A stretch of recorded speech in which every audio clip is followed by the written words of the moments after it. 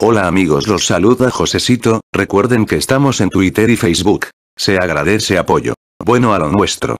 Les traigo el combate del puente sobre el río Murrell. El relato del mayor Rubén Figueroa, las fuentes están en la descripción del video. Combate del puente sobre el río Murrell. El día que los británicos corrieron. Este combate fue un típico combate de encuentro, donde nos enfrentamos una patrulla de nuestra compañía contra un grupo de combatientes ingleses, presumiblemente del batallón paracaidista 2 o 3, donde nos sorprendieron instalando una emboscada y reaccionamos con un asalto a sus posiciones, logrando conquistar la altura desde la cual nos disparaban, huyendo y abandonando equipos, radios y otros materiales de combate, muchos de los cuales hoy son trofeos de guerra y están en nuestro poder. La operación comenzó de esta manera. Llegó una información al comando de la brigada, que frente al regimiento de infantería 6 todos los días al amanecer llegaba un jeep inglés y pasando el puente sobre el río Murrell, efectuaba tiros de morteros sobre las posiciones argentinas.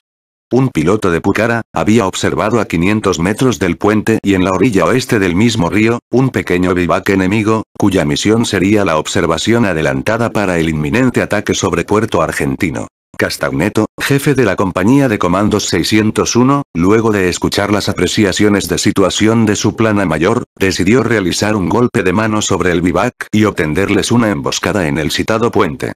La operación consistiría en cruzar el río aguas abajo de la ubicación del bivac, atacar al enemigo desde el norte y luego continuar para tender una emboscada en el puente o apreciar la situación sobre la conveniencia de hacerlo al día siguiente, dependiendo todo del resultado del golpe de mano. Se iniciaría el avance a la medianoche del 6 de junio. El jefe de la sección teniente primero García Pinasco impartió su orden de operaciones a las 22 horas.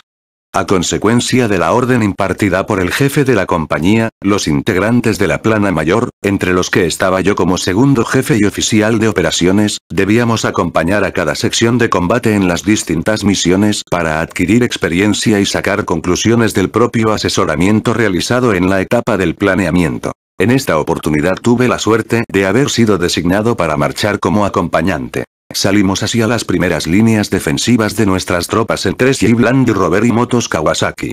Al llegar a ese lugar, abandonamos los vehículos y continuamos a pie. Durante el trayecto soportamos el acostumbrado bombardeo de las fragatas inglesas que iniciaban su acción mortífera siempre a las 23 horas, eran muy puntuales, cruzamos sin bajas la zona batida, observando los fogonazos de las explosiones que batían Tumbledon, Monte Longdon y otras alturas defensivas argentinas. Hacía bastante frío, caía una llovizna mezclada con agua-nieve que calaba hasta los huesos, pero la tensión extrema hacía olvidar por momentos las condiciones climáticas. Al llegar a una hondonada entre Chichester y Longdon, aproximadamente a la 1:15, con la finalidad de obtener las últimas informaciones del puente, trepé hasta el puesto comando del mayor Jaimet, quien me dijo que no había observado nada nuevo y que nos deseaba suerte, sabiendo que a partir de esa línea, era terreno enemigo.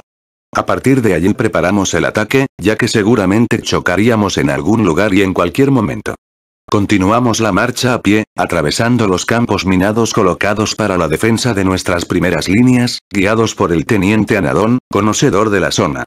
Debíamos marchar 3 kilómetros al noroeste hacia un recodo del río, donde intentaríamos cruzar parte de la patrulla por un vado conocido por Anadón, quien tuvo que atravesarlo en oportunidad de rescatar a nuestras patrullas que habían sido emboscadas en la noche del 29 de mayo. Al llegar al citado vado, la punta de infantería formada por Anadón y los suboficiales Guillén y Vergara informaron al jefe de la sección que a consecuencia de la crecida inesperada del río se había tornado caudaloso y muy profundo, haciendo imposible su cruce, ya que al intentar atravesarlo, uno de los suboficiales fue arrastrado por la correntada. Ante esta situación, el jefe de la sección ordenó continuar por la primera orilla buscando otro vado o sector más adecuado para el cruce, sin lograr su cometido a lo largo de todo el trayecto. En esos momentos, mejoraron las condiciones meteorológicas y una gran luna apareció en el cielo. Marchábamos lentamente, separados 50 metros entre cada uno de los integrantes, por las dificultades del terreno y las precauciones que tomábamos ante la casi segura presencia enemiga. Luego de 1 hora y media de marcha, el jefe de la sección recibió la comunicación de la punta, que en la margen del otro lado del río, se observó al parecer un brillo tenue como un reflejo sobre una colina. Consultados los otros 2 integrantes de la punta expresaron que no distinguieron claramente, aún con los anteojos de visión nocturna. El jefe de sección, al suponer que el brillo era producto del rocío que mojaba la roca reflejada por la luz de la luna, ordenó continuar la marcha. En realidad eran los ponchos plásticos de la patrulla enemiga, que seguramente ya habían divisado nuestros movimientos. Poco después informa el teniente Anadón que habían llegado al puente, que era una construcción de madera sólida, sin barandas que permitía el paso de vehículos pesados. Ignorando que la operación estaba descubierta por el enemigo, que se alistaban para defender o atacar, ya que no podía replegarse porque serían descubiertos por nosotros. Se encontraban en una altura rocosa de 70 u 80 metros en la orilla opuesta del río. La punta de infantería se dedicó a asegurar el puente, cruzándolo para proteger la adopción del dispositivo de emboscada ya coordinado. Al llegar el resto de la patrulla, intercambiamos opiniones el teniente García Pinasco, el teniente Anadón y yo sobre la ubicación de los escalones, mientras observábamos el terreno. Luego crucé el puente con 4 integrantes de la punta y el sargento Poggi y Tumini para instalar el bloqueo posterior de la emboscada, mientras que el teniente García se dedicó a organizar el asalto y el bloqueo anterior. Siendo aproximadamente las 6:25 de la madrugada, siendo todavía de noche, mientras el resto del personal había adoptado su posición de acuerdo a lo planeado, cruzábamos el puente hacia la posición del jefe de la sección junto con el sargento Poggi y otro integrante. En ese momento sentí una tremenda explosión que me obligó en forma instintiva y por reacción aprendida a lo largo de mi entrenamiento como infante y luego como comandos, a aplastarme al suelo y tirar hacia el lugar desde donde venían los disparos. En ese momento mi pensamiento fue: estamos al descubierto, nos matan a los 3, refiriéndome a los que cruzaban conmigo el puente. Sentí que la sangre circulaba con velocidad en todo mi cuerpo, percibí el olor a adrenalina en el ambiente y al instante comencé a disparar con mi fusil para protegerme, consciente que estaba en la zona de muerte y que los primeros disparos tiro a tiro y en ráfagas estaban dirigidos a nuestro pelotón. La visión de unas cintas rojizas anaranjadas que bailaban endiabladas hacia mí, buscando mi muerte, ya que eran proyectiles luminosos trasantes, que los ingleses colocaban cada 5 proyectiles normales, para marcar la dirección del fuego en la noche, fue el espectáculo más maravilloso que vi en mi vida, ya que al chocar con las piedras a mi alrededor hacían estallar en 1000 pedazos la roca, despidiendo polvo y esquirlas, que sumado al olor a pólvora, me producían una cierta embriaguez que me inhibía del miedo a la muerte. Y aquí, quiero detenerme para relatar sobre el miedo a la muerte que fuimos experimentando a lo largo de la guerra. En ese momento el sargento Poggi, que estaba al lado mío, me grita: «Mi capitán, me hirieron». «¿En dónde te pegaron?» «En una pierna, pero puedo arrastrarme hacia atrás». «Anda para atrás que ya te vamos a auxiliar».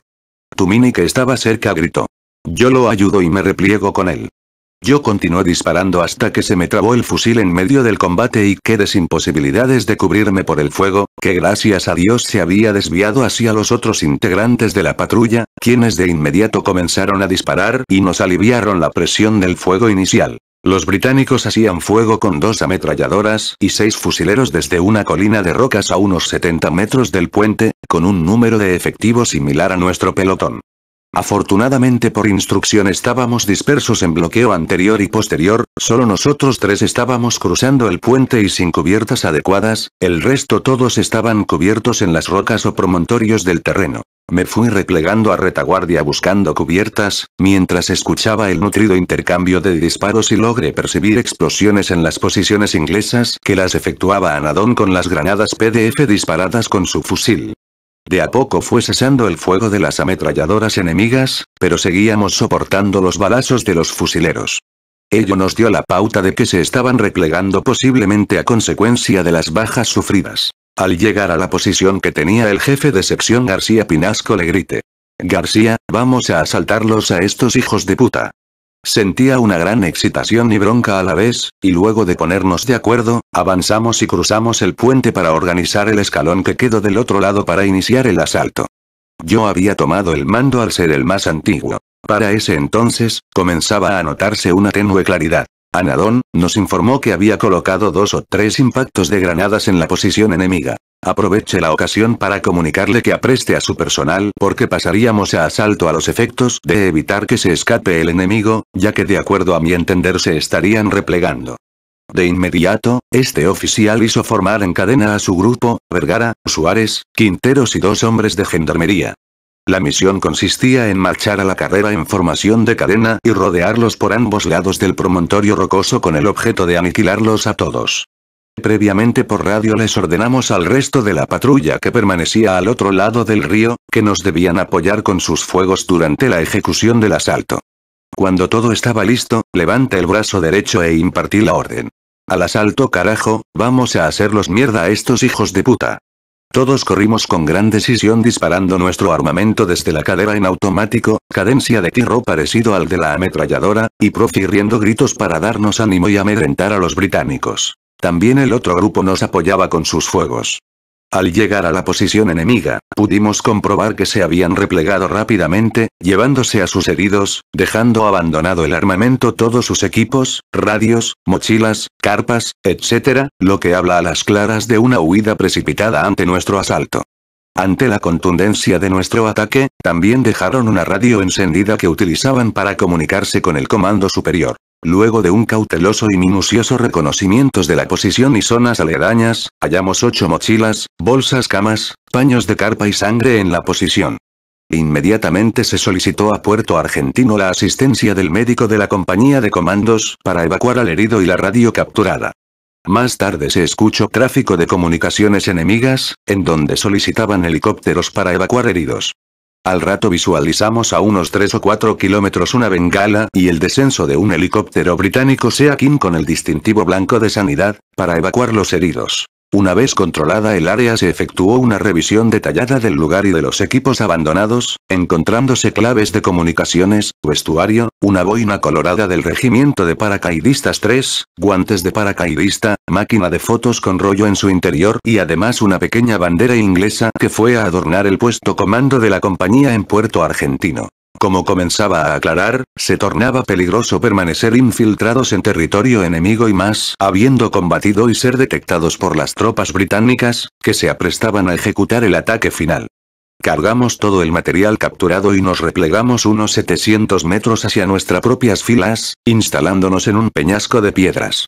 Allí nos dispusimos a instalar puestos de observación para detectar y enviar información a Puerto Argentino de cualquier movimiento del enemigo.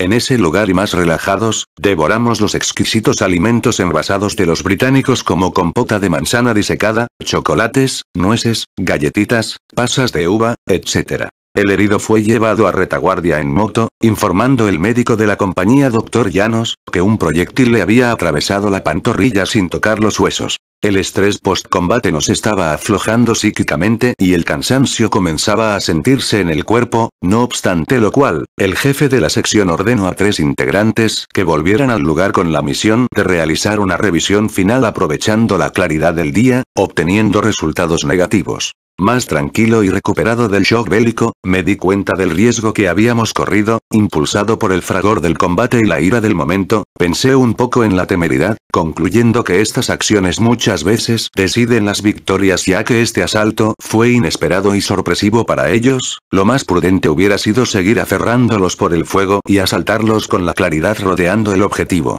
Se demostró que el principio de la ofensiva, aún en el combate de pequeñas patrullas, sigue vigente a pesar de la tecnología. Por ello sostengo que hasta que el terreno no esté conquistado por los infantes, no se puede decir que se ha vencido.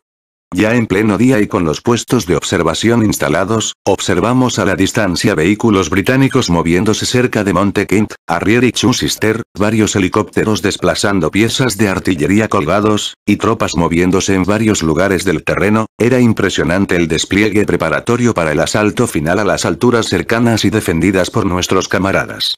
Ante esta situación solicité autorización al jefe de la compañía para permanecer en el lugar aprovechando las ventajas de la posición alcanzada y poder dirigir el tiro de nuestra artillería sobre el enemigo. Junto con el sargento primero Suárez nos constituimos en directores de tiro del fuego de la artillería desde Puerto Argentino, sobre blancos que divisábamos y pasábamos las coordenadas preestablecidas en nuestra carta topográfica. De inmediato comenzó el hostigamiento de nuestros cañones. Primero escuchamos el silbido de los proyectiles que pasaban por arriba de nuestras cabezas destinadas a las tropas británicas, a los pocos segundos, escuchamos la explosión característica de las granadas de artillería.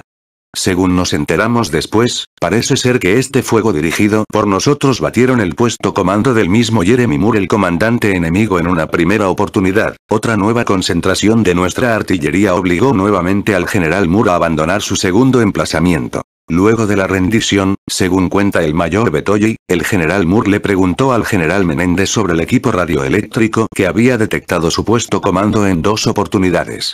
Menéndez averiguó y le contestó: un comando, un anteojo de campaña y una radio. Moore no lo podía creer, mientras sus oficiales de inteligencia interrogaban a los oficiales de comunicaciones argentinos sobre la procedencia y nacionalidad de los equipos con que operaban. Los equipos de comunicaciones, las claves, códigos, frecuencias, indicativos de llamada y cartografía capturados a los ingleses fueron elementos valiosísimos, que luego fueron bien aprovechados por nuestras fuerzas, en especial desde el continente. Como reflexión de ese combate concluimos que el abandono de esos elementos y equipos tan importantes, fue producto de la sorpresa y el miedo del enemigo ante nuestro decidido ataque. En cuanto a los 3 integrantes que combatimos en una situación desfavorable y salimos con un solo herido de la zona de muerte, coincidimos que estuvimos protegidos por el manto de la Virgen, de otra manera no se explica lo sucedido. Bueno amigos, eso es todo, ¡viva la patria!